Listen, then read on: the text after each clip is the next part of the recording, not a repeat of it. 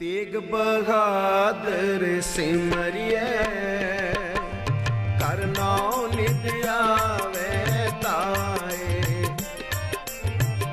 तेग बहादुर सिमरिए कर नाम नित आवे ताए। सतनाम ਧੰਨ ਵਾਹਿਗੁਰੂ ਜੀ। ਹੇ ਪ੍ਰਾਨ ਨਾਥ ਗੋਬਿੰਦੇ, ਕਿਰਪਾ ਨਿਧਾਨ ਜਗਦ ਗੁਰੂ। हे संसार ताप हरने, करुणा मैं सब दुख हरो। हे शरण जोग दयाले, दीनानाथ मया करो। शरीर स्वस्थ खीन समय, सिमरंत नानक राम दामोदर माधवे।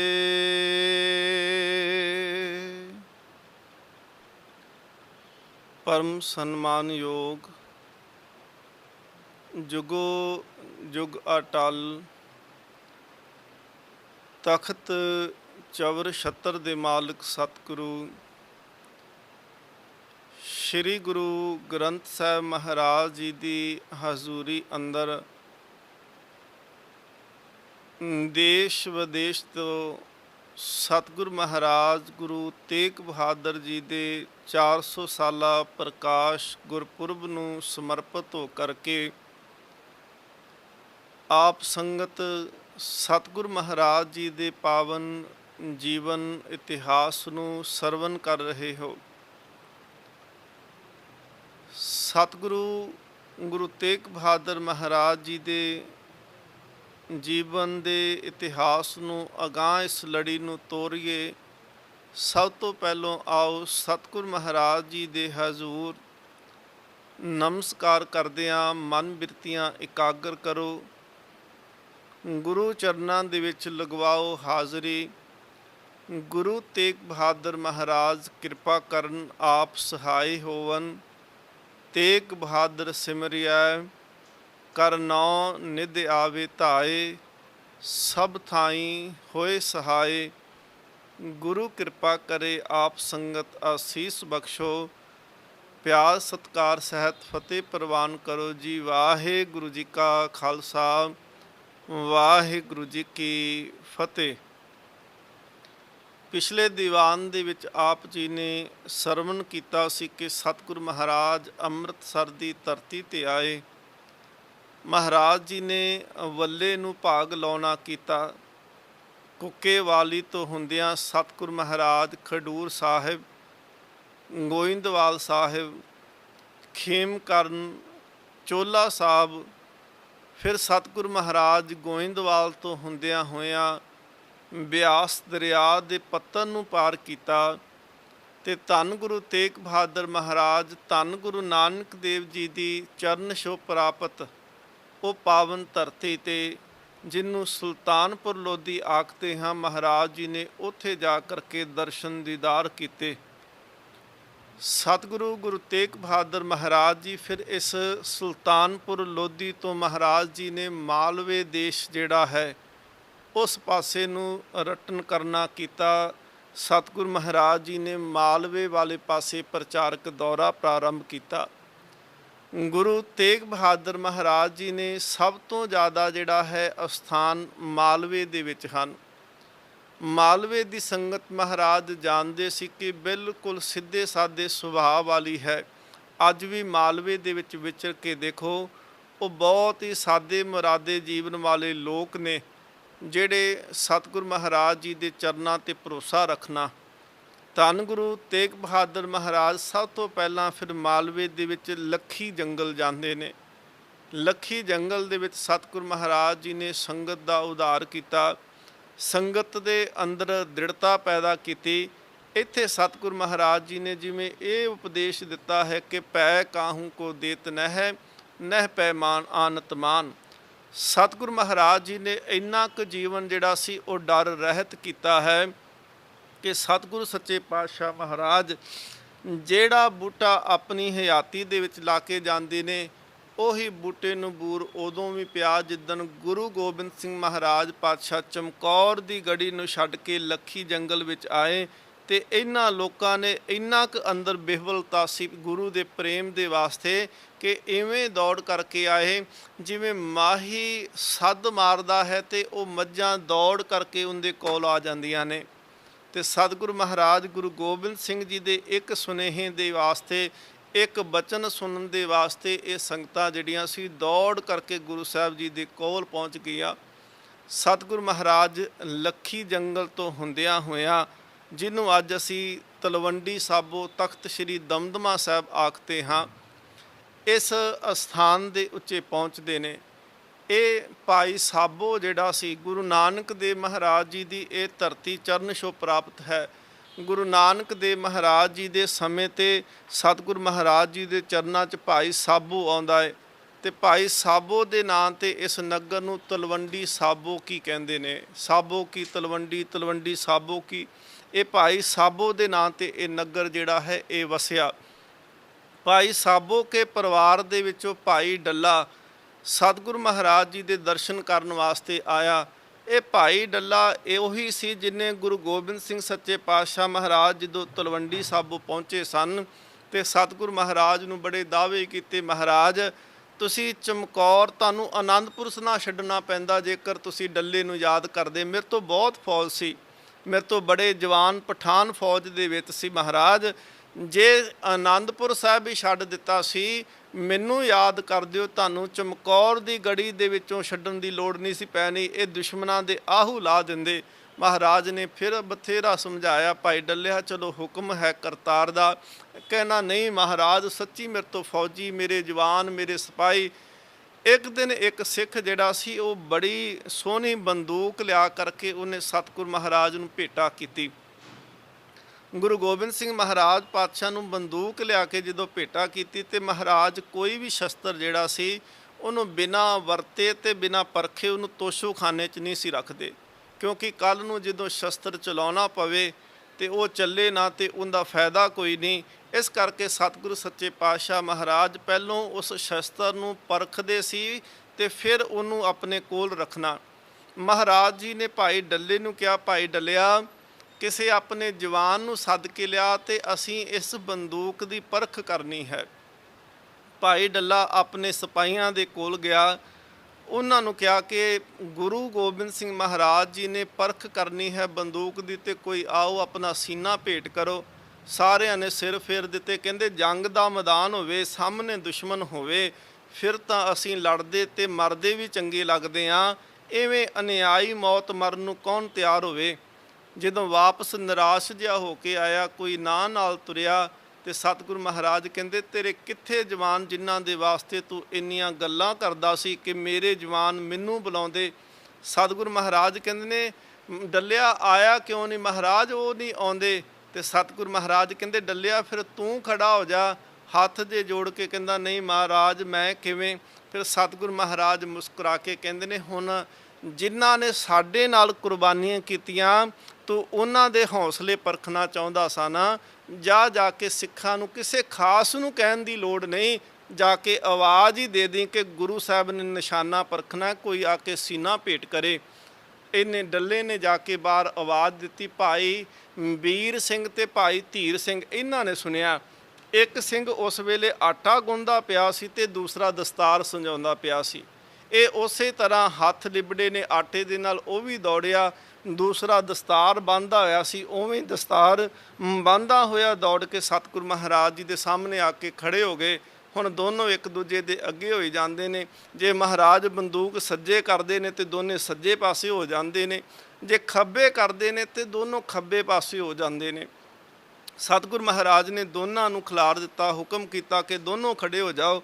ਦੋਨੋਂ ਖੜੇ ਹੋਏ ਤੇ ਸਤਿਗੁਰੂ ਮਹਾਰਾਜ ਨੇ ਬੰਦੂਕ ਦੀ ਗੋਲੀ ਜਿਹੜੀ ਸੀ ਉੱਪਰ ਦੀ ਕੱਢ ਦਿੱਤੀ। ਡੱਲਾ ਕਹਿੰਦਾ ਮਹਾਰਾਜ ਜੇ ਇਸ ਤਰ੍ਹਾਂ ਹੀ ਕਰਨਾ ਸੀ ਤੇ ਮੈਂ ਵੀ ਹਾਜ਼ਰ ਸੀ। ਸਤਿਗੁਰੂ ਮਹਾਰਾਜ ਕਹਿੰਦੇ ਤੈਨੂੰ ਤੇ ਕਿਹਾ ਸੀ ਤੇ ਤੇਰਾ ਪਰ ਗੁਰੂ ਤੇ ਭਰੋਸਾ ਨਹੀਂ ਜਾਗਿਆ। ਆ ਦੇਖ ਸਿੱਖਾਂ ਦਾ ਭਰੋਸਾ ਆਪਣੀ ਜਾਨ ਵਾਰਨ ਵਾਸਤੇ ਗੁਰੂ ਤੋਂ ਕਿਵੇਂ ਕੁਰਬਾਨ ਜਾਂਦੇ ਨੇ, ਕਿਵੇਂ ਤਿਆਰ ਰਹਿੰਦੇ ਨੇ। ਇਹ ਭਾਈ ਡੱਲਾ ਫਿਰ ਗੁਰੂ ਤੇਗ ਬਹਾਦਰ ਮਹਾਰਾਜ ਜੀ ਨੂੰ ਤਲਵੰਡੀ ਸਾਬੋ ਦੇ ਅਸਥਾਨ ਤੇ ਇਹ ਉੱਥੇ ਵੀ ਮਿਲਿਆ। ਸਤਿਗੁਰੂ ਮਹਾਰਾਜ ਜੀ ਨੇ ਉੱਥੇ ਇੱਕ ਨੀਵੇਂ ਜੇ ਟਿੱਬੇ ਦੇ ਉੱਤੇ ਸਤਿਗੁਰੂ ਮਹਾਰਾਜ ਜੀ ਨੇ ਚੌਂਕੜਾ ਲਾਉਣਾ ਕੀਤਾ। ਇੱਕ ਉੱਚਾ ਟਿੱਬਾ ਵੀ ਕੋਲ ਏ ਤੇ ਸਿੱਖ ਸੰਗਤ ਆਖਦੀ ਹੈ ਕਿ ਸਤਿਗੁਰੂ ਮਹਾਰਾਜ ਜੀ ਆਪ ਉੱਚੇ ਟਿੱਬੇ ਤੇ ਬਿਰਾਜਮਾਨ ਕਿਉਂ ਨਹੀਂ ਹੋਏ, ਨੀਵੇਂ ਟਿੱਬੇ ਨੂੰ ਹੀ ਕਿਉਂ ਚੁਣਿਆ। ਸਤਿਗੁਰੂ ਮਹਾਰਾਜ ਕਹਿੰਦੇ ਨੇ ਕਿ ਉੱਚੇ ਟਿੱਬੇ ਵਾਲਾ ਵੀ ਆਵੇਗਾ ਤੇ ਉਹ ਇੱਥੇ ਬਿਰਾਜਮਾਨ ਵੀ ਹੋਵੇਗਾ। ਇਸ ਅਸਥਾਨ ਦੇ ਉੱਪਰ ਇੱਕ ਬਹੁਤ ਭਾਰੀ ਤੀਰਥ ਅਸਥਾਨ ਬਣੇਗਾ। ਇਹ ਗੁਰੂ ਕੀ ਕਾਸ਼ੀ ਬਣੇਗੀ। ਇੱਥੋਂ ਲੋਕ ਵਿਦਿਆ ਪ੍ਰਾਪਤ ਕਰਿਆ ਕਰਨਗੇ। ਸਤਿਗੁਰੂ ਮਹਾਰਾਜ ਜੀ ਨੇ ਇਸ਼ਾਰਾ ਜਿਵੇਂ ਕਰ ਦਿੱਤਾ ਕਿ ਕੱਲ੍ਹ ਨੂੰ ਗੁਰੂ ਗੋਬਿੰਦ ਸਿੰਘ ਮਹਾਰਾਜ ਨੇ ਆਉਣਾ ਤੇ ਇੰਨੇ ਸਿੱਖਾਂ ਦਾ ਤਖਤ ਬਣਨਾ ਹੈ। ਸਤਿਗੁਰੂ ਮਹਾਰਾਜ ਫਿਰ ਇੱਕ ਤਲਾਬ ਹੈ ਤੇ ਉਹਦੇ ਕੰਢੇ ਤੇ ਪੁਰਾਤਨ ਬੇੜੀ ਏ। ਪੁਰਾਤਨ ਬੇਰੀ ਦੇ ਥੱਲੇ ਸਤਿਗੁਰੂ ਮਹਾਰਾਜ ਜੀ ਬਿਰਾਜੇ। ਗੁਰੂ ਨਾਨਕ ਦੇਵ ਮਹਾਰਾਜ ਜੀ ਦੇ ਵੀ ਉਸ ਜਗ੍ਹਾ ਦੇ ਉੱਪਰ ਚਰਨ ਪਏ ਸਨ। ਸਤਿਗੁਰੂ ਮਹਾਰਾਜ ਨੇ ਸਿੱਖਾਂ ਨੂੰ ਹੁਕਮ ਕੀਤਾ ਕਿ ਇਸ ਤਲਾਬ ਦੀ ਕਾਰ ਬਾਹਰ ਕੱਢੀ ਜਾਏ, ਭਾਵ ਕਿ ਉਹਦੀ ਸੇਵਾ ਕੀਤੀ ਜਾਏ, ਗਾਰ ਬਾਹਰ ਕੱਢੀ ਜਾਏ। ਸਤਿਗੁਰੂ ਮਹਾਰਾਜ ਜੀ ਦੇ ਮੋਢੇ ਦੇ ਉੱਪਰ ਬੜਾ ਕੀਮਤੀ ਦੁਸ਼ਾਲਾ ਹੈ ਤੇ ਸਤਿਗੁਰੂ ਮਹਾਰਾਜ ਉਸ ਦੁਸ਼ਾਲੇ ਦੇ ਨਾਲ ਹੀ ਕਾਰ ਬਾਹਰ ਕੱਢਣੀ ਸ਼ੁਰੂ ਕੀਤੀ।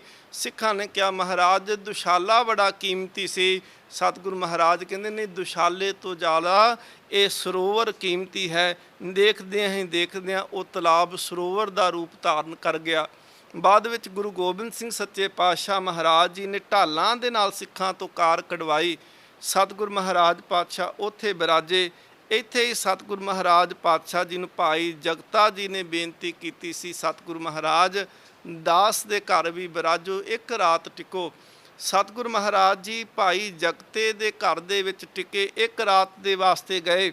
ਸਤਿਗੁਰੂ ਮਹਾਰਾਜ ਜੀ ਦਾ ਬਾਹਰ ਘੋੜਾ ਵੱਜਾ ਏ, ਧਾੜ ਵੀ ਆਏ। ਉਹ ਘੋੜਾ ਚਰਾਉਣ ਲੱਗੇ ਤੇ ਕੀ ਦੇਖਦੇ ਨੇ ਕਿ ਦੋ ਸ਼ੇਰ ਜਿਹੜੇ ਸੀ ਉਹ ਤਲਾਬ 'ਚੋਂ ਇਸ਼ਨਾਨ ਕਰਕੇ ਬਾਹਰ ਨਿਕਲੇ। ਇਹ ਦੋਨਾਂ ਚੋਰਾਂ ਨੇ ਦੇਖਿਆ ਘੋੜਾ ਤਾਂ ਚੁਰਾ ਕੇ ਲੈ ਗਏ, ਪਰ ਮਨ ਦੇ ਵਿੱਚ ਉਹ ਸ਼ੇਰ ਜਿਹੜੇ ਦੇਖੇ ਸਨ, ਗੁਰੂ ਦੀ ਅਜ਼ਮਤ ਦੇਖ ਲਈ। ਉਹ ਸ਼ੇਰ ਦੇਖੇ ਤੇ ਉਸ ਸ਼ੇਰ ਦੇ ਕਰਕੇ ਜਿਹੜਾ ਸੀ ਅੰਦਰ ਡਰ ਤੇ ਭੈ ਪੈਦਾ ਹੋ ਗਿਆ। ਇਹ ਫਿਰ ਜਿਹੜੇ ਸੀ ਇਹ ਦੋਨੋਂ ਬੜੇ ਡਰੇ, ਬੜੇ ਘਬਰਾਏ ਤੇ ਆਪਣੇ ਆਪ ਨੂੰ ਸਤਿਗੁਰੂ ਮਹਾਰਾਜ ਜੀ ਦੇ ਸਾਹਮਣੇ ਪੇਸ਼ ਕਰ ਦਿੱਤਾ। ਗੁਰੂ ਤੇਗ ਬਹਾਦਰ ਮਹਾਰਾਜ ਇੱਥੇ ਤਲਵੰਡੀ ਸਾਬੋ ਦੇ ਅਸਥਾਨ ਤੇ 9 ਦਿਨ ਮਹਾਰਾਜ ਜੀ ਨੇ ਟਿਕਾਣਾ ਕੀਤਾ ਤੇ ਸਤਿਗੁਰੂ ਮਹਾਰਾਜ ਪਾਤਸ਼ਾਹ ਫਿਰ ਇੱਥੋਂ ਜਦੋਂ ਤੁਰੇ ਤੇ ਜਿੱਥੇ ਗੁਰਦੁਆਰਾ ਸੂਲੀਸਰ ਹੈ, ਇਹ ਚੋਰ ਦੋਨੋਂ ਹੀ ਸਤਿਗੁਰੂ ਮਹਾਰਾਜ ਜੀ ਦੇ ਚਰਨਾਂ ਦੇ ਵਿੱਚ ਆ ਕੇ ਹਾਜ਼ਰ ਹੋਏ। ਬੜੇ ਸ਼ਰਮਿੰਦੇ ਹੋਏ ਕਿ ਮਹਾਰਾਜ ਅਸੀਂ ਆਪ ਜੀ ਦਾ ਘੋੜਾ ਚਰਾਉਣ ਦਾ ਯਤਨ ਕੀਤਾ ਹੈ। ਸਤਿਗੁਰੂ ਸੱਚੇ ਪਾਤਸ਼ਾਹ ਮਹਾਰਾਜ ਜੀ ਦੇ ਚਰਨਾਂ ਵਿੱਚ ਬੇਨਤੀ ਕੀਤੀ। ਸਤਿਗੁਰੂ ਮਹਾਰਾਜ ਜੀ ਨੇ ਤਰਸ ਇੱਥੇ ਕੀਤਾ, ਮਹਾਰਾਜ ਜੀ ਨੇ ਬਖਸ਼ਿਆ। ਕਿਉਂਕਿ ਇਤਿਹਾਸ ਕਹਿੰਦਾ ਹੈ ਕਿ ਗੁਰੂ ਕਦੀ ਵੀ ਬੋਲ ਬੁਰੇ ਨਹੀਂ ਬੋਲ ਸਕਦਾ, ਕੌੜਾ ਬੋਲ ਨਾ ਜਾਣੇ। ਬਾਣੀ ਦੇ ਬਚਨ ਨੇ ਸਤਿਗੁਰੂ ਜਿਹੜਾ ਹੈ ਉਹ ਮਿੱਠ ਬੋਲੜਾ ਹੈ, ਉਹ ਕੌੜਾ ਬੋਲ ਨਹੀਂ ਬੋਲਦਾ। ਮਿੱਠ ਬੋਲੜਾ ਜੀ ਹਰ ਸੱਜਣ ਸੁਆਮੀ ਮੋਰਾ ਹੋ ਸੰਮਲ ਥਕੀ ਜੀ, ਉਹ ਕਦੇ ਨਾ ਬੋਲੇ ਕੌੜਾ। ਮਹਾਰਾਜ ਕਹਿੰਦੇ ਨੇ ਉਹ ਤਾਂ ਕੋੜਾ ਕਦੇ ਵੀ ਨਹੀਂ ਬੋਲਦਾ। ਸਤਿਗੁਰੂ ਸੱਚੇ ਪਾਤਸ਼ਾਹ ਮਹਾਰਾਜ ਜੀ ਦੇ ਉੱਤੇ ਧੀਰਮਲ ਗੋਲੀ ਚਲਾਉਂਦਾ ਹੈ ਤੇ ਸਤਿਗੁਰੂ ਮਹਾਰਾਜ ਉਦੋਂ ਵੀ ਇਹੀ ਆਖਦੇ ਨੇ ਕਿ ਭਲੇ ਧੀਰਮਲ ਭਲੇ ਜੀ। ਮਹਾਰਾਜ ਨੇ ਧੀਰਮਲ ਨੂੰ ਉਦੋਂ ਵੀ ਭਲਾ ਕਿਹਾ ਤੇ ਸਤਿਗੁਰੂ ਮਹਾਰਾਜ ਹੁਣ ਕਿਵੇਂ ਬਚਨ ਜਿਹੜੇ ਕੌੜੇ ਬੋਲਣਗੇ। ਸਤਿਗੁਰੂ ਮਹਾਰਾਜ ਜੀ ਦੇ ਸਾਹਮਣੇ ਫਿਰ ਉਹ ਜਿਹੜਾ ਚੋਰ ਸੀ, ਇੱਕ ਨੇ ਬਿਲਕੁਲ ਉਸ ਦਰਖਤ ਦੀ ਤਿੱਖੀ ਜੀ ਉਹਦੀ ਸੂਲ ਬਣਾਈ ਤੇ ਆਪਣੇ ਪੇਟ ਦੇ ਵਿੱਚ ਮਾਰਨੀਆਂ ਸ਼ੁਰੂ ਕੀਤੀਆਂ। ਸਤਿਗੁਰੂ ਮਹਾਰਾਜ ਪਾਤਸ਼ਾਹ ਜੀ ਨੇ ਉਹਨੂੰ ਰੋਕ ਕੇ ਕਿਹਾ ਕਿ ਸਭ ਤੋਂ ਵੱਡਾ ਜਿਹੜਾ ਦਾਨ ਹੈ ਉਹ ਖਿਮਾ ਦਾ ਦਾਨ ਹੈ ਤੇ ਅਸੀਂ ਤੈਨੂੰ ਖਿਮਾ ਕੀਤੀ ਹੈ। ਸਤਿਗੁਰੂ ਮਹਾਰਾਜ ਕਹਿੰਦੇ ਨੇ ਪਛਤਾਤਾਪ ਵਰਗਾ ਹੋਰ ਕੋਈ ਜਿਹੜੀ ਸਜ਼ਾ ਨਹੀਂ ਜਿਹਨੇ ਆਪਣੇ ਆਪ ਦੇ ਵਿੱਚ ਪਛਤਾਤਾਪ ਕਰ ਲਿਆ ਹੈ। ਸਤਿਗੁਰੂ ਮਹਾਰਾਜ ਕਹਿੰਦੇ ਨੇ ਸਮਝੋ ਉਹਨੇ ਆਪਣੇ ਜੀਵਨ ਨੂੰ ਧੋ ਕੇ ਰੱਖ ਦਿੱਤਾ। ਸਤਿਗੁਰੂ ਮਹਾਰਾਜ ਜੀ ਨੇ ਇੱਕ ਨੂੰ ਤਾਂ ਮਾਫ ਕੀਤਾ, ਦੂਸਰਾ ਚੋਰ ਜਿਹੜਾ ਸੀ ਉਹਨੇ ਥੱਲੇ ਸੂਲਾਂ ਵਸਾ ਕਰਕੇ ਤੇ ਸੂਲਾਂ ਦੀ ਸੇਜ ਦੇ ਉੱਤੇ ਲੇਟਿਆ ਤੇ ਜਿੰਦੇ ਕਰਕੇ ਉਹਦੀ ਮੌਤ ਹੋਈ। ਸਤਿਗੁਰੂ ਮਹਾਰਾਜ ਪਾਤਸ਼ਾਹ ਜੀ ਦਾ ਫਿਰ ਇੱਥੇ ਉਹ ਅਸਥਾਨ ਹੈ ਗੁਰਦੁਆਰਾ ਸੂਲੀਸਰ। ਇਸ ਅਸਥਾਨ ਦੇ ਉੱਤੇ ਸਤਿਗੁਰੂ ਮਹਾਰਾਜ ਨੇ ਉਹਨਾਂ ਧਾੜਵੀਆਂ ਦਾ ਉਧਾਰ ਵੀ ਕੀਤਾ ਹੈ। ਔਰ ਮਾਲਵੇ ਦੇ ਵਿੱਚ ਇਹ ਕਿਹਾ ਜਾਂਦਾ ਹੈ ਕਿ ਤਲਵੰਡੀ ਸਾਬੋ ਦਾ ਜਿਹੜਾ ਬੂਹਾ ਹੈ ਉਹ ਗੁਰਦੁਆਰਾ ਸੂਲੀਸਰ ਹੈ। ਜਿੰਨੀ ਦੇਰ ਤੱਕ ਕੋਈ ਸੂਲੀਸਰ ਦੇ ਦਰਸ਼ਨ ਨਹੀਂ ਕਰ ਲੈਂਦਾ, ਕਹਿੰਦੇ ਉਹਦੀ ਯਾਤਰਾ ਜਿਹੜੀ ਹੈ ਉਨੀ ਦੇਰ ਤੱਕ ਮੁਕੰਮਲ ਨਹੀਂ ਹੁੰਦੀ। ਸੋ ਸਤਿਗੁਰੂ ਸੱਚੇ ਪਾਤਸ਼ਾਹ ਮਹਾਰਾਜ ਜੀ ਨੇ ਇਸੇ ਤਰ੍ਹਾਂ ਉਧਾਰ ਕੀਤਾ। ਮਹਾਰਾਜ ਜੀ ਨੇ ਅਨੇਕਾਂ ਜਿਹੜੇ ਸਨ ਕੌਤਕ ਕੀਤੇ। ਉਧਾਰ ਕਰਦਿਆਂ ਹੋਇਆਂ ਸਤਿਗੁਰੂ ਮਹਾਰਾਜ ਜੀ ਨੇ ਬਾਣੀ ਦਾ, ਸੱਚ ਧਰਮ ਦਾ ਉਪਦੇਸ਼ ਜਿਹੜਾ ਸੀ ਉਹ ਦੇਣਾ ਕੀਤਾ। ਤੇ ਸਤਿਗੁਰੂ ਮਹਾਰਾਜ ਪਾਤਸ਼ਾਹ ਜਿਹੜਾ ਵੀ ਸ਼ਰਨ ਦੇ ਵਿੱਚ ਗੁਰੂ ਦੇ ਵਿੱਚ ਆ ਜਾਵੇ, ਭਾਵੇਂ ਉਹਦਾ ਜੀਵਨ ਕੈਸਾ ਵੀ ਹੋਵੇ, ਇਤਿਹਾਸ ਪੜ੍ਹ ਕੇ ਦੇਖੋ। ਧੰਨ ਗੁਰੂ ਅਰਜਨ ਦੇਵ ਮਹਾਰਾਜ ਜੀ ਦੇ ਸਮੇਂ ਤੇ ਸਿੱਖ ਹੋਏ ਬਾਬਾ ਬਿਧੀ ਚੰਦ ਸਾਹਿਬ ਜੀ, ਪਰ ਪਹਿਲੋਂ ਇਹਨਾਂ ਦਾ ਕੰਮ ਸੀ ਕਿ ਦਿਨ ਦਿਹਾੜੇ ਚੋਰੀਆਂ ਕਰ ਲੈਣੀਆਂ, ਦਿਨ ਦਿਹਾੜੇ ਲੁੱਟ ਲੈਣਾ। ਸਤਿਗੁਰੂ ਮਹਾਰਾਜ ਪਾਤਸ਼ਾਹ ਜੀ ਦੀ ਜਿਸ ਦਿਨ ਸ਼ਰਨ ਦੇ ਵਿੱਚ ਆਏ, ਉਸ ਦਿਨ ਵੀ ਕਿਸੇ ਦੀਆਂ ਮੱਝਾਂ ਚੋਰੀ ਕਰਕੇ ਭੱਜੇ ਸੀ। ਚੋਲੇ ਨਗਰ ਦੇ ਅੰਦਰ ਲਾਗੇ ਹੀ ਕਿਸੇ ਦੀਆਂ ਮੱਝਾਂ ਚੋਰੀਆਂ ਕੀਤੀਆਂ ਤੇ ਮੱਝਾਂ ਚੋਰੀਆਂ ਕਰਕੇ ਜਦੋਂ ਦੌੜੇ ਤੇ ਪਿੰਡ ਵਾਲੇ ਲੋਕ ਜਿਹੜੇ ਸੀ ਪਿੱਛੇ ਲੱਗ ਗਏ। ਰਸਤੇ ਦੇ ਵਿੱਚ ਇੱਕ ਸਿੱਖ ਦੀ ਜਿਹੜੀ ਕੁਟੀਆ ਦੇਖੀ ਤੇ ਉਸ ਕੁਟੀਆ ਦੇ ਵਿੱਚ ਜਾ ਕੇ ਪਨਾਹ ਲਈ, ਬੇਨਤੀ ਕੀਤੀ, ਸੱਚ ਦੱਸ ਦਿੱਤਾ ਕਿ ਮੈਂ ਚੋਰ ਹਾਂ, ਚੋਰੀ ਕਰਕੇ ਭੱਜਿਆ। ਤੇ ਸਿੱਖ ਨੇ ਕਿਹਾ ਕਿ ਕੋਈ ਗੱਲ ਨਹੀਂ, ਤੂੰ ਚੋਰੀ ਕਰਕੇ ਭੱਜਿਆ, ਪਰ ਜੇਕਰ ਅੱਜ ਤੂੰ ਪਛਤਾਤਾਪ ਕਰ ਲਵੇਂ, ਅੱਜ ਹੀ ਤੇਰੇ ਜੀਵਨ ਦਾ ਉਧਾਰ ਹੋ ਜਾਵੇਗਾ।